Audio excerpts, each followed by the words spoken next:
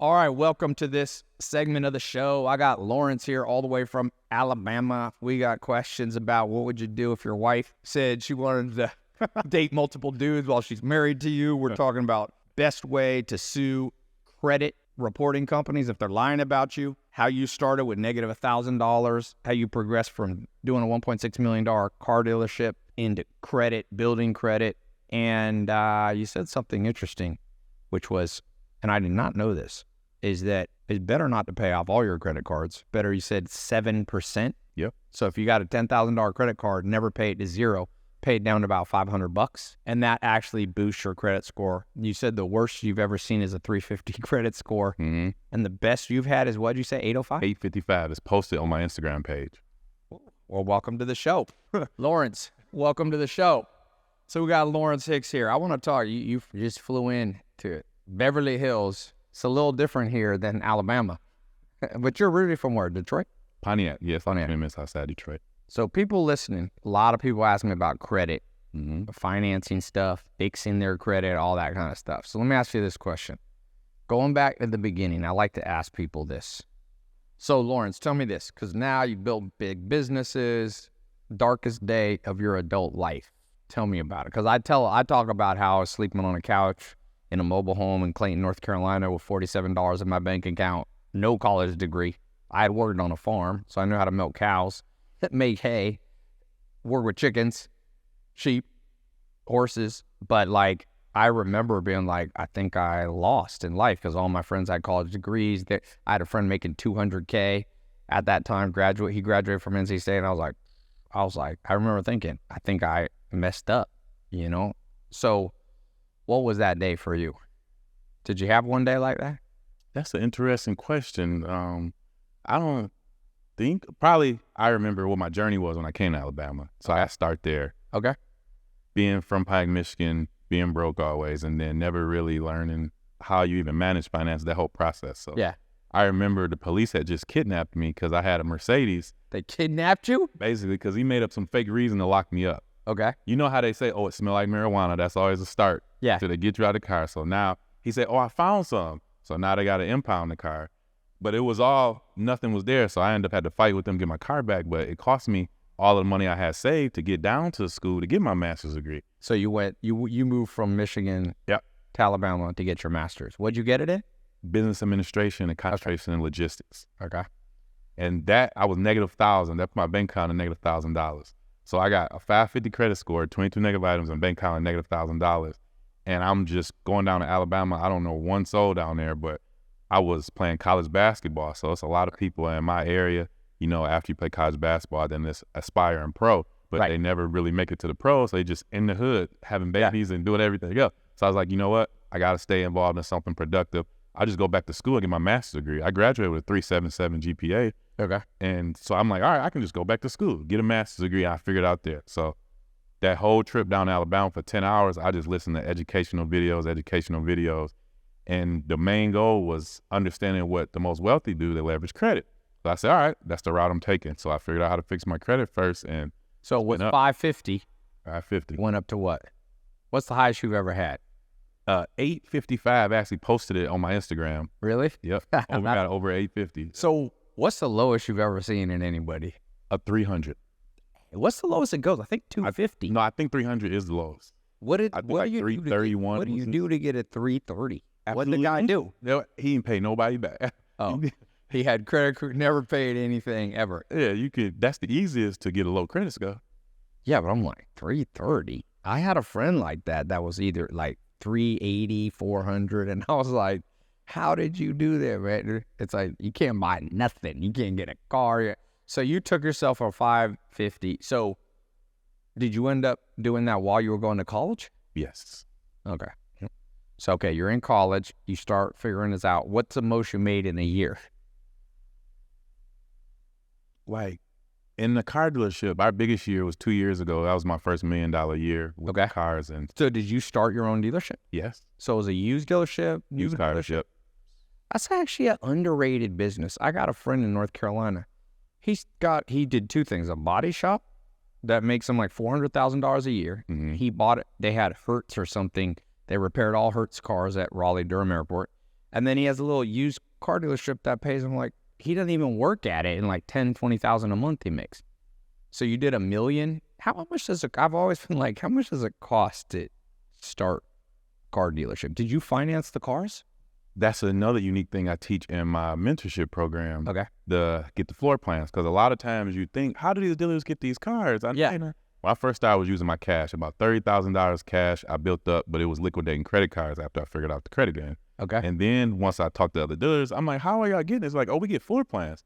So you just go to the bank, they check your score. You can qualify like 600 credit score, and they'll give you $50,000, $100,000, $400,000 just to purchase cars. Oh. And then you can use that. So I say, yeah, my uncle, the guy who told me, when I told you I had $47 in my bank account, my uncle was visiting, and I was like, what do I do?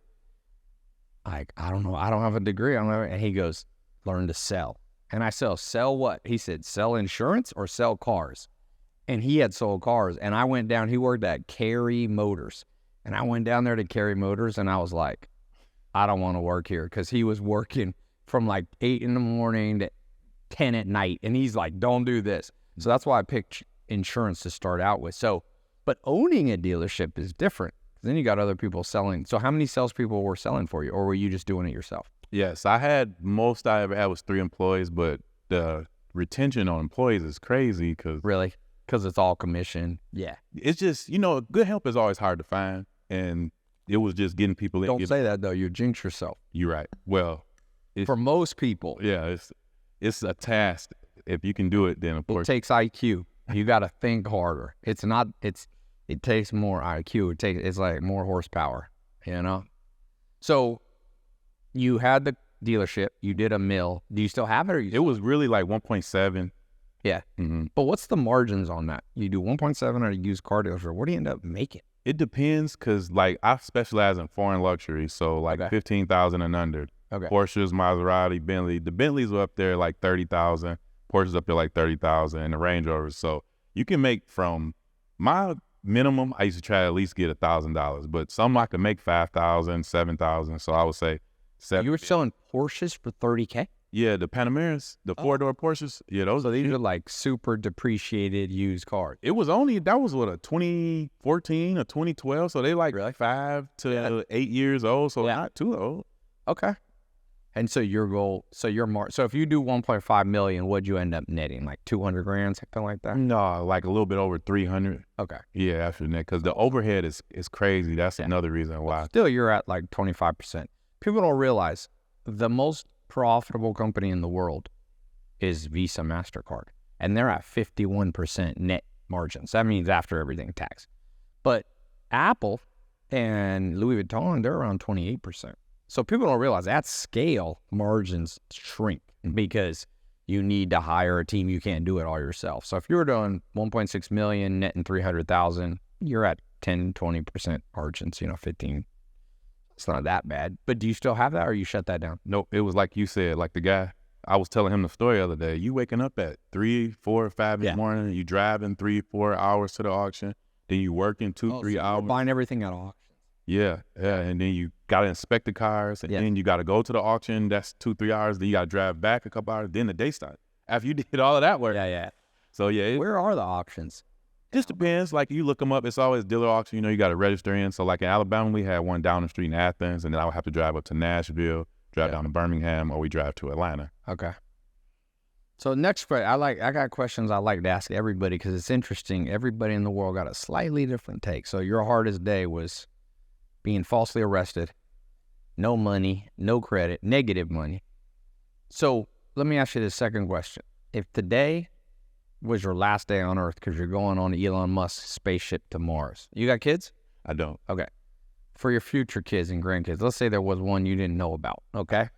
Or you had one in the hopper, right? And you had one simple thing to leave your kids, but like specific, not like life philosophy, like super specific, like build a Facebook funnel, or like, what would you tell somebody for financial advice? How would you sum up the most specific? It doesn't have to be all encompassing. What's the most specific advice you have for your kids and grandkids to make money? I would just tell them to study the best it is. If you look at yourself as being the best, start at the best. Yeah. And go from there, because you really can't lose. But you teach credit. Would you tell them the credit game? Of course. So what would you tell them about credit? You're walking onto the spaceship.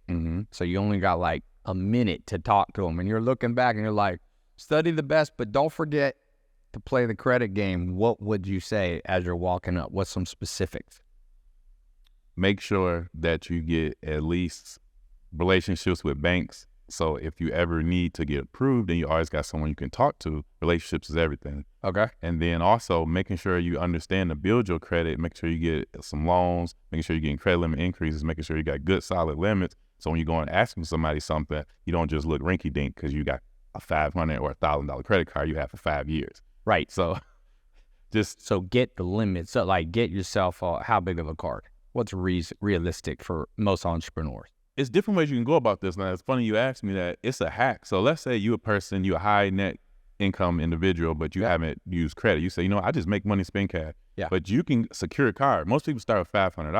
Yeah. But if you got 20 grand sitting somewhere, you can go get 2 secured cards and then a secured loan. And so now 6 to 8 months, you build in history. Then you apply for unsecured at that same bank, or you can go to Chase, American Express, and they go on what they call comparable credit. So they're going to give you a limit like that or higher. Okay. So wherever you start yourself is where they're going to start you. So it's better to start yourself at a higher up limit. Yeah. So if somebody has some cash, use it to jumpstart. Yeah. What's the most credit you've seen somebody have? Open credit lines. Myself. Well, your students, like you help people. What have you gotten the highest up? About 300,000. We just went through one. Then we actually got one we was working on today. She already up at 109,000, but we not even done yet. What'd she start at? No, this is what we got for her already. Oh, an extra 109,000. Yep, all 0% interest too. The cheapest money out. When I think cards, I got a friend. He traveled all during 2020 quarantine, all this, just off points. He's like the master. That's how I got one. That's how I traveled. You traveled here? Oh, Beverly Hills. Yeah, that's what I teach too. So is this free? The Free whole trip? Yeah. Hotel? No, you can't. They don't got them in The Beverly Hills Hotel, does it? Yeah, they ain't in the, it's Marriott or American. Yeah, they don't got them in the points system. Yeah. But so how many flights can you take before you have to actually spend your own money? Right now, I probably could take about 6 still, but I'm spending money all the way. So by the time you get to run out, you didn't spend enough money and built up points again. So, what card do you like the most for that? American Express, because you get access to the Amex Lounge, and then you can go in there and eat for free too. So you saving. Right. Yeah. My friend I think he likes what is it? A Providian? I'll remember the card he likes. Is it an airline card? No, it's like a Chase Providian. Oh, no, the Chase Prevert, we got that one too. Yeah. That's one, the other one recommended too. Yeah. He has that one. I use the Amex one. My team does it for me. But sometimes the other day I was like telling my team, I'm like, are you using all the points I have? And they're like, no. I'm like, use the points. I was in Helsinki, Finland, got the best hotel. The whole thing was free. I'm like, how many points, millions of points do I have? And you forgot to spend them. So yeah, it's like you can end up at good hotels for free. Somebody told me, I don't know if you've seen this. I saw, there's so much stuff online now that I'm like, is this stuff even true? One dude was talking about how he buys points. There's a website you can buy hotel points, buy airlines. I don't know if it violates the airline terms, but he's like, I can buy $1,000 worth of hotel room for like $400 from somebody who's reselling them. I don't know if you've ever seen that, but yeah, you can buy points. Yeah. But he's like, he just does the math. He's like, he wants $1,000 room. He goes on, buys for $400, $1,000 worth of points at like Marriott or whatever. Mm-hmm. Probably works until Marriott finds out about it. But yeah, don't tell. Why Marriott doesn't let people transfer? The reason I think they don't is they hope you forget about them. Probably. They hope you're like me and they're like, this guy's got 1 million points, forgot to use them or whatever I have. So the interesting thing we were talking about, the other thing you were saying, I didn't even realize you can do this. So you're saying if the credit bureaus give you your credit score, the reporting agencies, if it's a mistake, you can sue them and get money back? And let's be clear, the credit reporting agencies is just the credit report. It's actually not the score. That's FICO, Vantage, all them over here. So we want to make that distinction first. Okay. Credit report is different than the score. Okay. Credit reporting agencies is responsible for the report. So, they got the FCRA, Fair Credit Reporting Act, basically giving them, hey, credit reports need to be set up this way and it needs to be accurate to keep the integrity of our banking system. Okay. So now you say, all right, well, let me pull my credit report and see if it's accurate. Yes. And if it's not accurate and they don't fix it, then yes, you can sue. What's the most you've ever gotten for somebody? Just lately, we just got $5,500 in a settlement. Okay. So you just try to get small amounts for your. But it's really to get the accounts deleted, because that's really the inaccurate reporting. But so the suing, the money you get is not the big deal. It's like, hey, you're lying about me. Clean up my report because it's negatively affecting me. Mm-hmm. I'm gonna pull mine. I need to pull mine and go through it and be like, hey, I'm gonna call my CFO and be like, I got a video for you too. Free Okay. video to teach you how to go through there and check it out too. good. I'm gonna put, by the way, everybody watching, I'm gonna put the show notes with the link to his. You're gonna put a video. We're gonna put a video on there. TyLopez.com/Lawrence LAWRENCE. So if you want to see the show notes or put some of the stuff you're talking about, the credit card you recommend, the agencies, the way to get, because I've seen people's lives ruined. I had a couple years ago, I used to live across the street. I'm back here in Beverly Hills, across the street from where I was. And I had an alert. I used those alerts. Somebody was trying to buy a house in my name. The bank called me. Hey, are you trying to take out a $500,000 mortgage in Van Nuys or something? I'm like, nope. They're like, well, we're glad we called you because somebody's got a hold. So do you recommend people pay that $50 a month to one of those agencies that monitors your credit? Yeah, I think credit monitoring is useful. Yeah. You paying $50, you paying too much. But Maybe I'm not paying 50, but it's like, what should it be, like $20 or something? it's usually like $29, $30 somewhere around there. Yeah, probably. I'm one of the guys that's like, you can get me. If you have 3 price points and one's the premium, I'm like, okay, I need that. That's me all the day long. Yeah, I get that.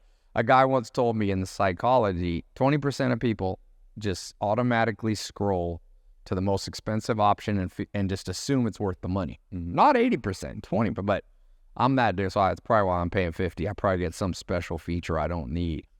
Do you have any recommendations on which credit monitoring? I think I used, let me just look. I'll look up on my email here. Identity IQ. Yeah, I actually got a referral link. Identity IQ? And I'm actually in the process of getting my own credit repair company. So okay. Or credit monitoring. Let me see which one I use. Credit. And you can get Vantage and FICO on there. You know, some people. Mine is, hey, let me put in the word credit.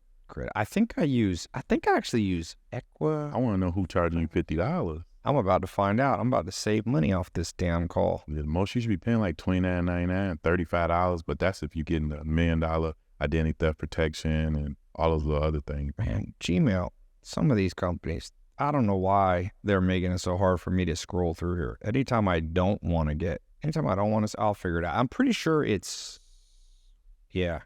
think at one point I had 2. Then I'm really wasting my money. I had 2 different ones. I'm like, Bank of America used to offer it, you know? Don't take the ones from the bank. They ain't real. That's rinky dink. What about locking your credit? Some people said, hey, Ty, if somebody tried to buy a house in your name, the solution is lock it so that it's not easy to use. Do you recommend that to people? Sure. Yeah, that's protection. They got either what they call a security freeze. You can do that and it lift it for a period of time, or you can put what they call an identity theft alert on there. Okay. And just like they did when somebody tried to apply, they're going to call you first. Yeah, that's what I think I have. That must be why I'm paying the 50. So what about if somebody has something legitimate? Somebody's listening, they didn't pay a bill, does it have to sit on there for 5 years or 3 years or 7 years? Or are there ways to come in there and dispute and get it knocked off? Yes, that's exactly what we're talking about, because the good counts, you know, we don't care if those ain't reported accurately, because right, that's one thing I do want to Those are the ones you hope, Josh, report inaccurately, yeah. But one caution to people, though, if you dispute that account and it's reported, they do have a chance to delete it. So it's leave positive accounts alone. But negative accounts, you're looking for the errors, and yeah, you can definitely get it. So you can basically, if there's a little loophole, they got to delete the whole thing. Yeah, or it's not a loophole. That's their law. They say, hey, look, it can be incomplete or it can be inaccurate. Okay. So if you looking and you go through this, so let's say you've been give me an example. What's an example that you've seen with one of the people in your program? You pull your credit report. Okay. You look on there, you're like, hey, I made a payment in July, but it's a dash right here. And then you go over there, you're like, I paid $150 and paid this off. It say I paid, but it got 0 payment right here. It's like, this is not depicting the story, and it's confusing me, and I was there. So it's like, all right. So even if they miss one payment, one amount, you can basically they got to take the whole thing away. Is that the idea? Let's do it this way. If you tell me you want 10 things and I bring you 9, is it accurate if I bring you 9? Right. So you basically use the Fair Credit Law Act that if it's not perfect, you either get money back, like you said, with the lawsuit, or what do they do? Do they just fix it and say, we're still gonna mess up your credit, or it just falls off? Unfortunately, they never really care to fix it. Like in all of my years, I've been doing this 13 years, I've never seen them fix it to perfect. Okay. They'll try, but they'll mess it up more. They remove stuff. So it's basically you give them a chance, you dispute it. You say, all right, look, this is wrong. You can either fix it or delete it. So we always give them that chance. They don't fix it, so they mess it up more. So now it's the conversation about deleting it, because the Fair Credit Reporting Act says if it's incomplete and it's inaccurate, you either need to fix it or you need to delete it. So if we dispute it, and now you know it's inaccurate, and you don't do a proper investigation, then now the conversation is about deleting it. But they like to ignore you or do game, but remember, the top is not the bottom. So that's like you, the owner, the worker usually is not carrying out your orders 100%. Right. So little stuff is happening in there. Yeah. So now when you go to court and you sue them, they pull up, they're like, oh, dang, we did this. All right, what can we do? But when you say sue, are you literally showing up at court and they're showing up? That's why my book is called Without Going to Court or Using Any Laws. Okay. So when you file the lawsuit, it's about now getting them on the phone, because if you know you're wrong and the evidence is there, then it's really about, why would I go to court and humiliate myself? It's a waste of time. So I can talk to you about, hey, well, what can we do to settle this? Gotcha. So you basically, they don't ever show up to court if you're clearly correct. Yeah, if not, it's a conversation. So, when you file paperwork, and I teach it in my book, when they reach out to you, they give you correspondence, you can reach out to them and have the conversation, save them some time. But it's in their best interest to contact you and say, hey, what can we do? So that's usually a call they put into you or email and say, hey, look. So they reach out to you first, like, hey, that's not the legal department. Yeah, it costs to go to court. Yeah, usually they're not going to go to court, especially if they know they're wrong. Now, you were talking about earlier, if you're going to space, you're leaving your grandkids, a message would be get relationships with banks. Are you talking about banks, like the Chase, the Citi, the local credit bureaus, or are you more talking about credit cards like Amex? Same thing, because they're still a bank. They're going to service them. But it's, so like prime example, I got my banker at home, though. Okay. If I send someone to them, they already got a relationship. So now it has to be to my building, and then he can tell you what requirements are. So you're like, all right, what do I need to get a credit card at this bank? I need to open this account. I need to put this amount of money in. But it's like, all right, don't worry about nothing. Just go to my guy.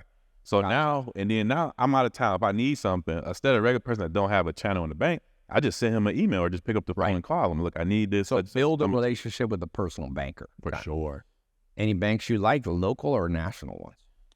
Of course, Chase is the big dog right now. They're giving people up to $75,000, 0% interest on one credit card. And they got 2 of them at 0% interest. So you got a high credit score. You can get $150,000, 0% interest at one bank with one inquiry. So 70, what do you need? What do you consider high credit score? What's it? What do you need to get that? The person that we dealing with now, she got an 803, 790, but it's a strong credit report because she got credit cards on there. She got cars that's paid off. Yes. She got a house that's paid off. So it's like, this is a stronger versus someone with an 800 credit score, and they may got 2 cars that they just got 6 months ago. So you're saying you got to delineate, you've got a credit score. Mm-hmm. You can have a high credit score, but when they look at the report, it's not strong enough because maybe you just have one car and one little credit card. So yes, you're good at paying it off, but they've never seen you with a lot of responsibility. Yeah. So is it better to have a huge portfolio of open lines and a 750 or an 800 with a rinky-dink amount of accounts? Open with 750 all day long. Really? What about open with 700? Hey, the score, remember, I'll tell you a story real quick. That's when you asked me that. I was learning this credit game, and they got a thing called authorized users where you can basically piggyback. You got good credit, your history going to go on my credit report. Okay. So now it boosts my score. Okay. I had a 797. I'm thinking, all right, I'm ready to go into the bank. I'm getting denied. My roommate, I was dealing with a woman at a time. We chose the room while we were in grad school, so she had like a 680. So I'm getting denied, or I'm getting approved for $1,000. She applied and getting approved for $9,000. So she getting 9 times more than me, and my score is over 100 points higher. I got the thing report. She has the history. Gotcha. So people that don't know what they're doing put all the emphasis on the score. 300 to 800 score, when actually it's the totality. So really, should people be like buying 3 cars just to open up? Should they be co-signing on somebody's car? Does co-signing help? Does that count as an open account? I never recommend that because co-sign is what they consider a joint account, but then to take responsibility for somebody else, like a tough thing. My friend Zach, I will never forget when he co-signed for this woman that I know in North Carolina. I was like, Zach, I never recommend. He's like, I think she likes me. I'm like, this ain't gonna end well. Sure enough, it was like Range Rover. He co-signed for it, and it like was the bane of his existence. She ended up just dumping it. He had to just keep paying it. That's usually what happens. Yeah. But I'm saying, what if you co-sign for somebody you're going to pay anyway? Like, let's say... Get it in their name. Your mom. Get in their name. Put it in their name to help her build credit. Or just put it in your name. If you're going to pay for it. Then you might as well just put it in. Oh, but if you're going to pay for it yourself, then co-sign to help them. Yeah, that's what I'm saying. If you're already going to pay for your mom, like I pay for my mom's stuff, I'm already going to pay for it. I should probably co-sign because then it shows up. It helps her. Yeah, and it helps me too, right? Yeah. Because it shows I have another line open. And also, if you co-sign for it, then it says she may not have strong enough credit to stand on her own. So I would invest some money with someone like me to help her put her in position. Yeah. So you have a program that basically, what is it? A 1-year program, a 6-month program? You coach people? It's a family though, so we don't give them a duration. You come in, you part of the family. So it's no 1 year or anything. You part of the family. Okay. So the idea is the average person coming to you pretty horrible credits up front, or are these more advanced people that just want to supercharge their credit? The average person, my ideal client is someone that's generating income, but they don't understand the credit game. So maybe they just been spending cash and they just left credit alone because of the frustration to deal with it. Or maybe they got good credit, but don't know how to maximize their situation. They still got low limits. They only had 1 or 2 accounts open. They're getting denied for things. They're like, I pay my bills on time. Why am I getting denied? Right. So just to really understand, hey, look, this is how you do this. What are you trying to accomplish? Let's get you there. Yeah. So what about somebody who has, forget credit cards, but home equity lines, things like that? Are you a big fan of people opening that up? It just depends on what your intent is. But just to help the credit, not just the score, but the actual credit report look better. Like, oh, this person has $1 million open on a home. They're not even using it. Because I know utilization rate matters. What do you want your utilization rate usually to be? Like under 50%? 30, under 30%.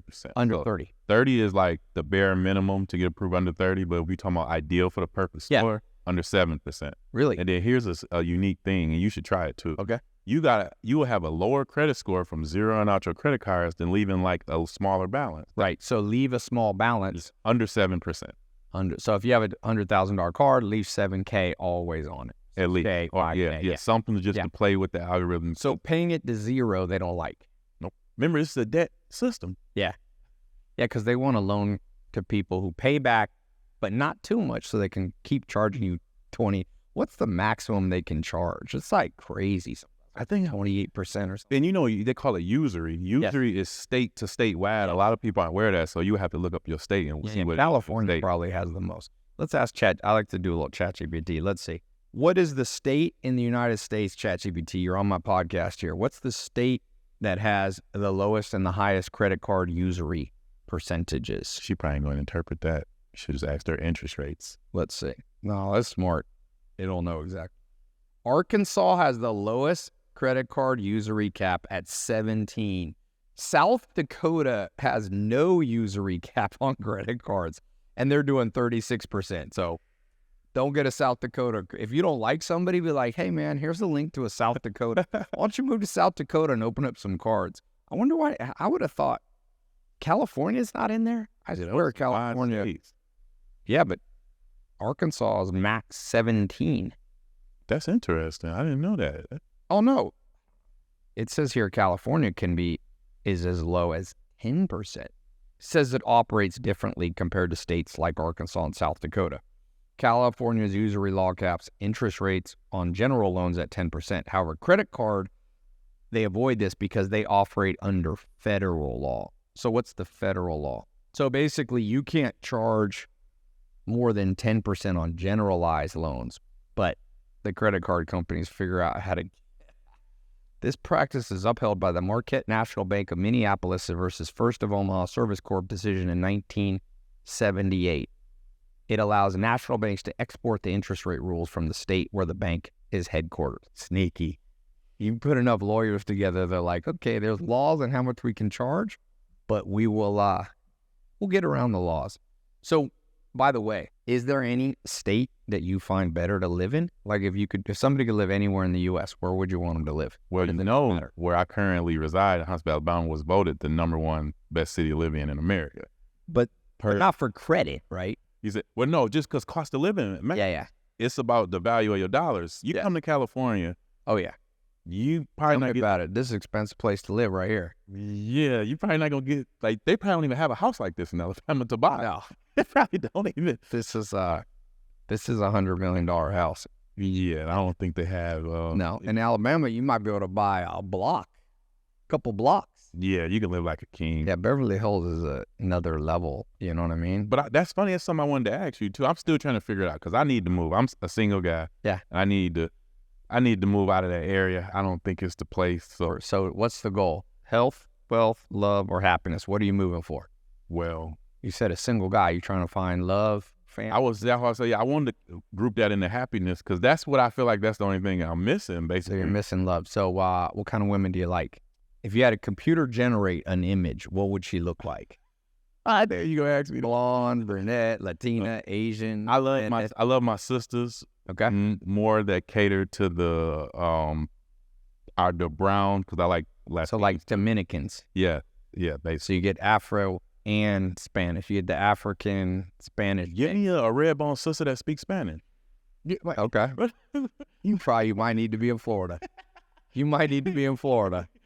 My friend who likes Latinas, he's married and he's like, I went to Miami. He's like, I cannot go to Miami. That's my favorite. He's like, my wife's going to divorce me. He's like, I can't even stop looking. He's like, even though she's there, he's like, it's too much temptation. So he's like, I do not go to Miami. I don't go with my wife. I'm going to go without her. He's like, I'm happier when I don't think Miami exists. So, but that's opposite for you because you don't have a wife and you don't have a girlfriend. But them ain't the type of, I don't like fake bodies though. So that's the thing. I don't want the. Go to Orlando because Miami is more fake because you got all the OnlyFans reconstructed. Mm-hmm. But Orlando's like Puerto Rican. Do you know that's #1 place I was thinking about moving? There you go. That's fine. You just come. Orlando's like Puerto Rican and it's not as Miami, so there's not so much surgery there. Yeah. Puerto Rico too. What about Dominican? Now, out the country, I haven't been yet, so you know. You never been out of the country? No, I've been out the country, Cancun, yeah. Jamaica, and then Turks and Caicos. So, but Dominican. Look, here's the thing. If it was me, I live in different places. I got a farm on the East Coast. I live part-time, not full-time in California. I live in Scandinavia, Sweden, Denmark. If it was me, I would not set myself up 100% in the U.S. Because the U.S. is great for business, but it's not as good for love and social life. Americans are busy, man. I was just Googling. I was actually asking ChatGPT the countries that work the least and the most. The least is Germany, Denmark, Sweden. They work on average like 5 to 6 hours a day. Who works the most? Korea and the U.S. Taiwan. So all work and no play makes Johnny a dull boy. So if you like spend a little time in Dominican, it's cheap. Go where in Dominican? Dominican, just going to the capital, Panama, Costa Rica. Did you like Mexico? Yeah, I went to Cancun. Yeah, but that's a little more tourist. Yeah, we was on a resort, but we toured through the city and got our city feel in. But try Orlando. I like that. I would say that it was Orlando or Dallas. No, not Dallas. Never Texas. Why you say Texas? Everybody gets unhealthy when they go to Texas. I'm serious. Like Texas, unhealthy place. I know. Look, my mom was born in Texas, so I have respect for Texas. If it wasn't for Texas, I wouldn't be here. But I do not like Texas, especially if you're going to go to Texas, go to Austin. Dallas, I don't like cities that are 100% built that you can't walk anywhere. People are taking their car to get their mail. It's set up like it's insane. Nobody walks anywhere. Nobody walks in Dallas. I stay downtown in Dallas. It's weird when I walk. It's like overpasses. It's like dangerous to walk. say what you want about LA, Beverly Hills, you can walk. I can walk to downtown Beverly Hills. I can walk to West Hollywood. It's like 20, 30-minute walk. You stay healthy. Everybody I know goes to Texas. I had a guy from Sweden move there, one of my CTOs. Healthiest dude. I met him in Texas. Oh, I'm so happy to be here. I'm going to love this place. 9 months later, he had a weird lung infection. He's a big guy. He gained 75 pounds. He's like, I'll never go. I was like, I told you. I told him, I hate to say I told you so, but I will if I need to. And I told you on day one, nothing. He was trying to walk around Dallas, almost getting hit by cars.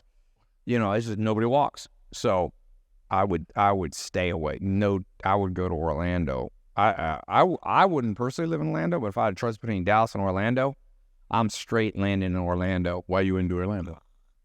I don't like Florida much. It's too humid and hot. It's okay. It's got no taxes, you know.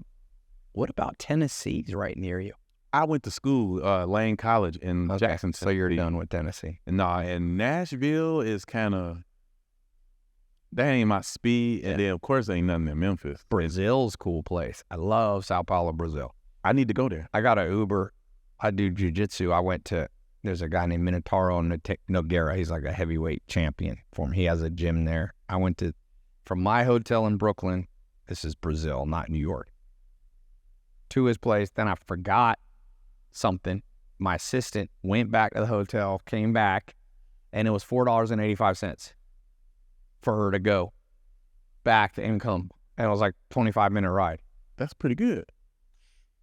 In LA, if you call an Uber and he takes you to your next door neighbor, it's $93.14 with all the surcharges. So like Brazil is cheap, and it's on the same time zone as the East Coast. Brazil is good. Amazing places, $1,000 a month. Amazing. 900. The average, you can have a chef is about $350 a month, full time, 400 maybe. Now you got me one. I'm 600 maybe. You want to be the highest paying employer out there. You could have. Sometimes I do the math of what I spend to be in the U.S. I'm like, I gotta have 250 assistants. I gotta have one person that just shines shoes. Only that. I know this sounds horrible. So anybody listening, this sounds very capitalistic pig. But I was just doing the math. I was like, I have one person who just makes smoothies. That's their one job. It's a nice, relaxed job. I'm not pushing them. They work 3 hours a day. I pay them full time. All they got to do is go to the farmer's market, pick me the freshest mango, the freshest, like, make me three fresh steaks a day. No, if you don't have, like, America's a place you come for wealth. If that's not important to you or you've already done that, don't be here all the time. The best, I would get a farm. I like farms in America. Farmland. You use your credit to buy a farm. You can buy a farm on a credit card. Pow. I saw a guy who buys multifamily apartments. He figured out a way to do it on a credit card. Bought like $1 million apartment complex. You can liquidate the credit card. Yeah. So that's easy. Yeah. I think he literally, the buyer agreed. I guess they had a processing on Stripe or something. The buyer agreed that he could use his card. So he just, maybe they had a merchant processing type That's business. all it takes. Yeah. They owned a restaurant. He walked in and swiped his card, and they're like, well, okay, you get my apartment. Yeah, it's pretty crazy. But, you know, let me ask you this as we kind of wrap up here. If you knew one thing, that the world as we know it was going to fall apart, okay? What's your backup business? Because you've got a coaching business. We'll put a link, tylopez.com/Lawrence. But I always tell people, you got to have a backup business. What's the backup business? Right now, I just started Orlando Salsa Club? AI. Okay. So I actually just started doing that. You should do an AI credit. So it like uses AI. I'm about to build my own software. Everything I'm telling you, I'm going to put in the software. So that is the next big thing. That'd be cool because it could basically think through. It could write the letters for you. Yep. That's exactly what it's going to do. Say, optimize this, pay down this credit a little bit, but not this one. And like, da-da-da-da-da. And then you just fucking, you have it. You know what I mean? Yeah. That would be cool. I think AI, what happens if electricity goes out? What's the plan? So let me ask ChatGPT. That's a good question. Let me ask ChatGPT. ChatGPT, you're on my podcast, so make sure you're wearing your best clothing, looking your best. Give me the % chance that electricity goes out in the United States and Europe for a month straight in the next 10 years?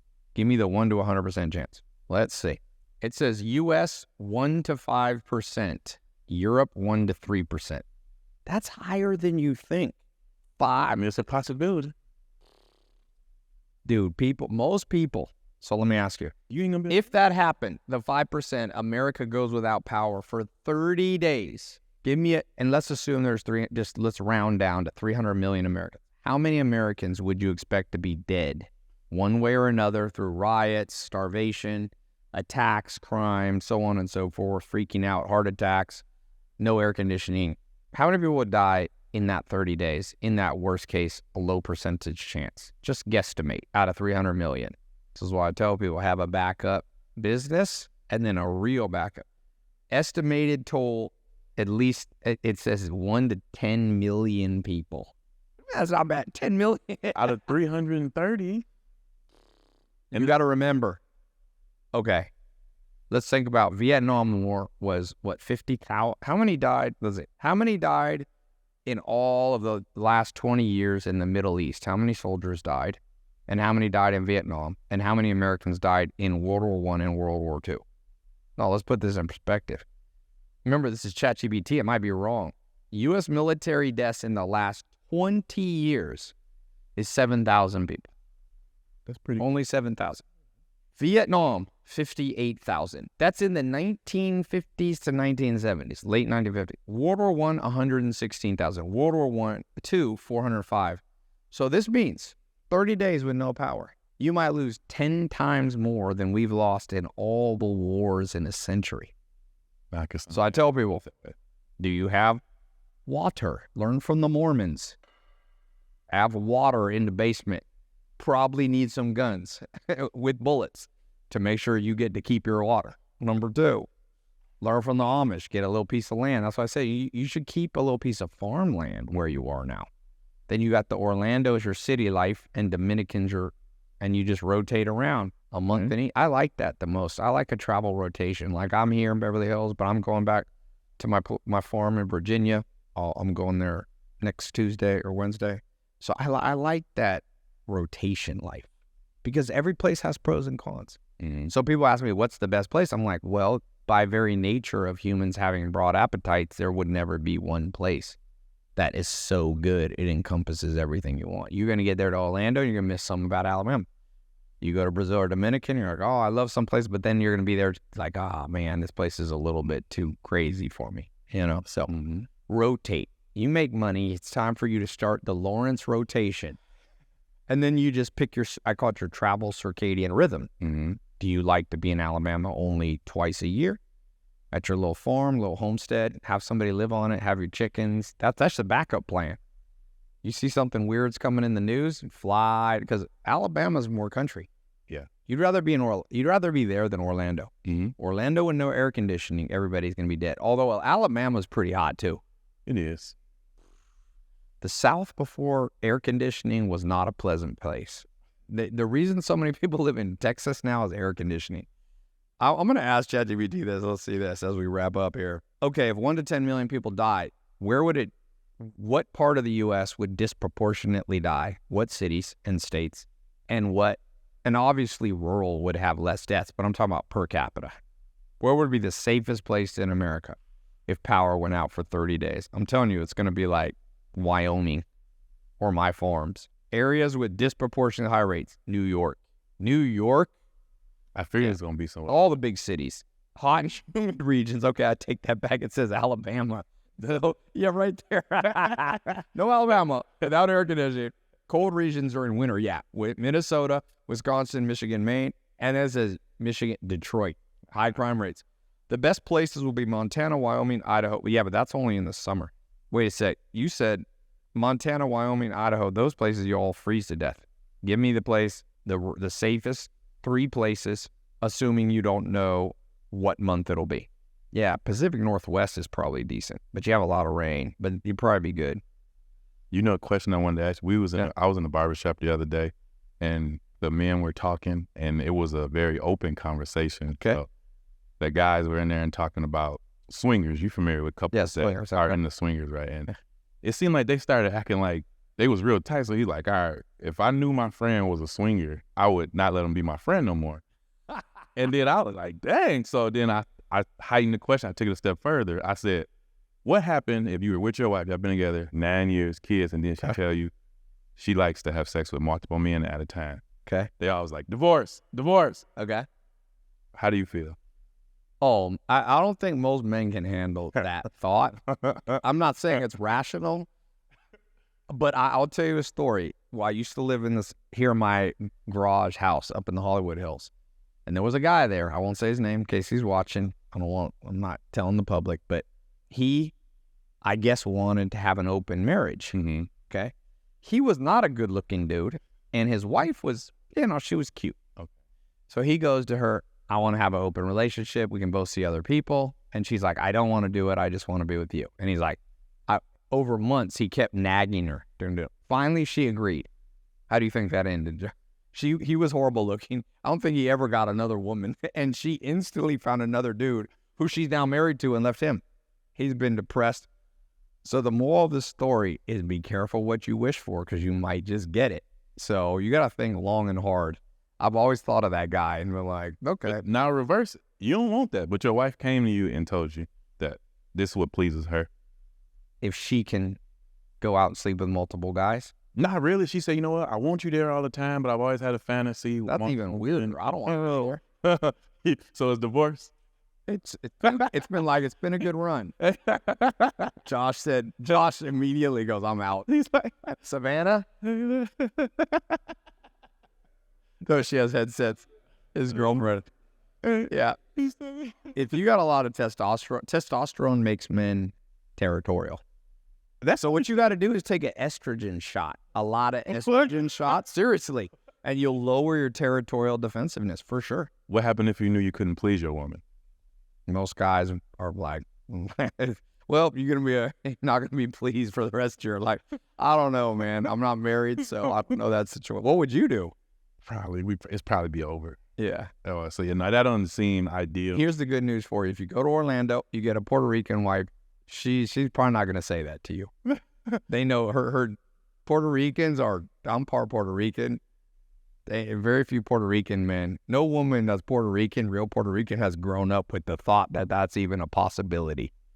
You know what I'm saying? So, well, good, man. So I'm going to put a link for everybody. If you want to talk credit score, best credit, identity protection, I want you to put that link so I stop paying the $50. Best credit cards that you recommend that people use for travel points, where they can reach you if they want you to help them personally. Put the link. We'll have it all there. You said you had a video on something. Mm-hmm. So we'll all put it on tylopez.com/Lawrence. It'll be in the description below. tylopez.com/Lawrence. That'll take you to the blog, podcast, show notes, everything about him. It'll have his Instagram on there.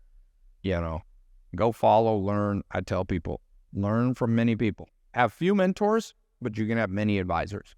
So, my man, thank you for being here. Oh, yeah. All the way from the South. Thank you for having me. Yeah, thank you.